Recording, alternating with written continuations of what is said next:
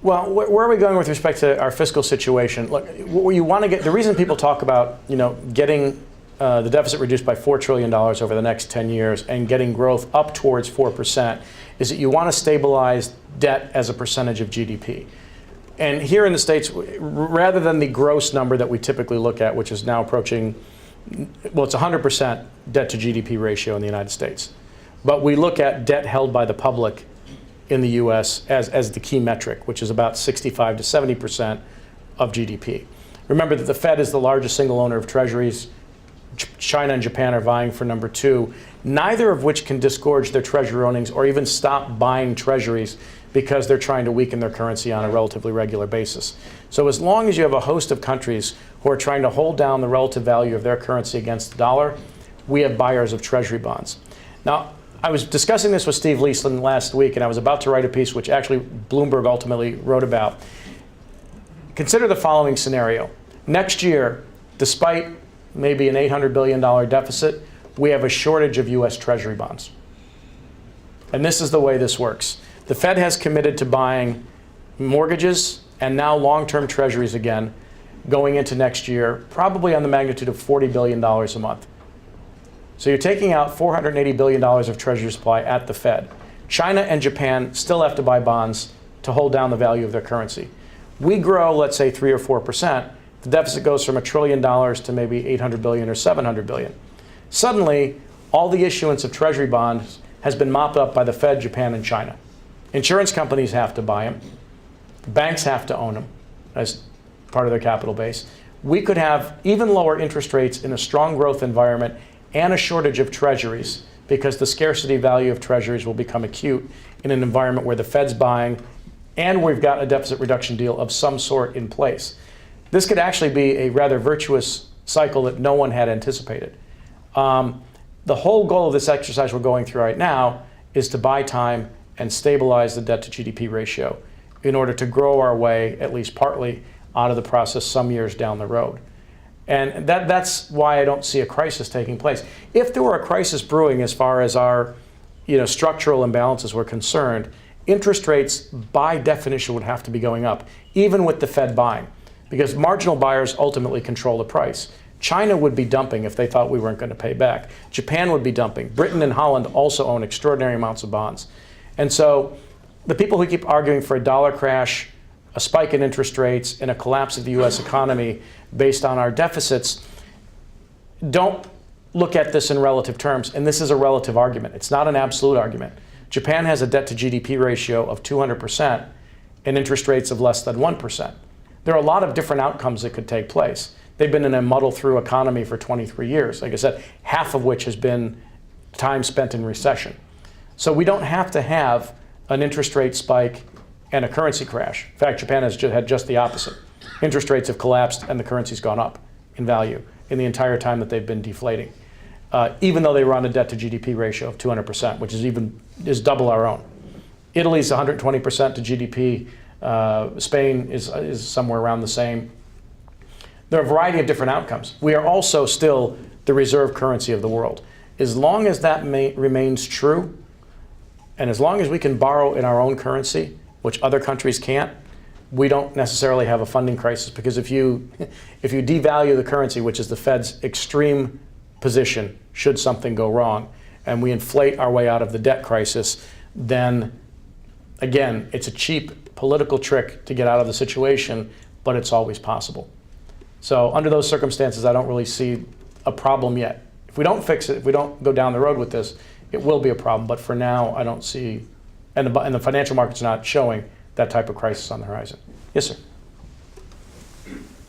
Given the power of our president and his inclination towards an entitlement society and his past performance, I have two questions. One, what makes you think he cares about creating some mechanism to hold down our debt when he's demonstrated over the past 4 years an extraordinary appetite for quadrupling it? Doubling it. That's part one. Yeah. Part two, do you think he, through the UN ambassador under the bus and prevented the release of the true information of what happened in Benghazi for political purposes to influence the outcome of the election. You watch, oops, sorry. You watch a lot of Sean Hannity, don't you? ABC Radio. Okay. Oh, yeah, well, okay. Same, Savage. Oh, Savage, there you go. All right, fine. All right, let me take the first issue. You know, and I'm not a fan. Let me be clear. He's not my favorite president in history. With respect to the debt, we can dial the clock back a little bit.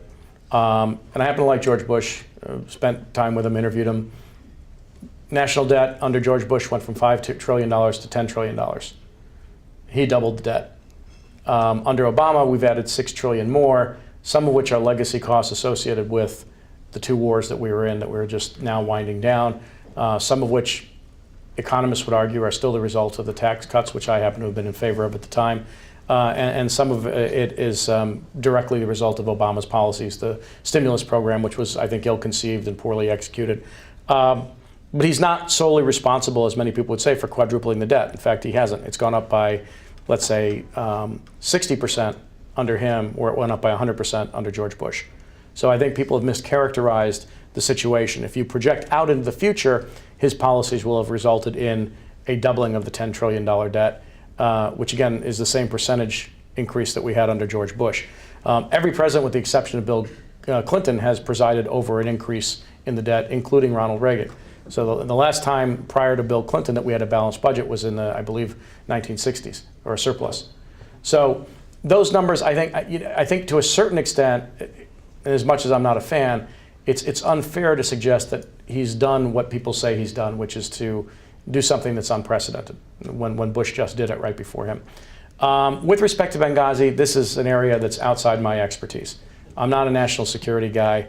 I don't know the details of this thing. I have friends who work at, who cover the State Department and at other news organizations. And yeah, anything's possible. I have no idea what the boots on the ground were telling the White House or telling Susan Rice. Did she take the bullet for the president? It seems clear that that's the case. Whether it was designed, whether it was accidental, whether she was misled herself, I have no idea. I think the upshot is John Kerry's going to be Secretary of State. Maybe we'll find out what happened. The appetite outside of Hannity's program seems to have died down a little bit to examine this further. And I don't mean that as a flippant statement. I don't think it's being followed up in a meaningful way by most. So I don't know that we're ever going to find out what happened. And quite frankly, I always am reluctant to impute motives to people when I have virtually no information on the situation. There are things that I'm a lot closer to where I would feel comfortable doing that. This is not one of those topics. So I can't answer the question. Listen, when you look at politics, anything is possible, right? We know that. I think that goes for any administration under any set of circumstances. But I don't have any, I'm not close enough to the situation to say I have hard evidence that assertion would be true. We have time for a couple more. Yes, sir. Given the good news on the energy front, Yeah. hasn't our balance of payments gone down? Oh, it has actually. And this is But nowhere near as much as trade energy has improved. Well, and I would disagree with that. The current account deficit 3 years ago was 6% of GDP, and now it's 3.5% of GDP. The merchandise trade deficit itself is down to 3%, less than 3% of GDP. It's a very much underreported set of statistics because we were talking about the unsustainability of a current account deficit going probably towards 10% of GDP. Half of it is oil. And so not only have we reduced our reliance on overseas oil, but the price has gone from $147 at its peak down to $86, $87 today.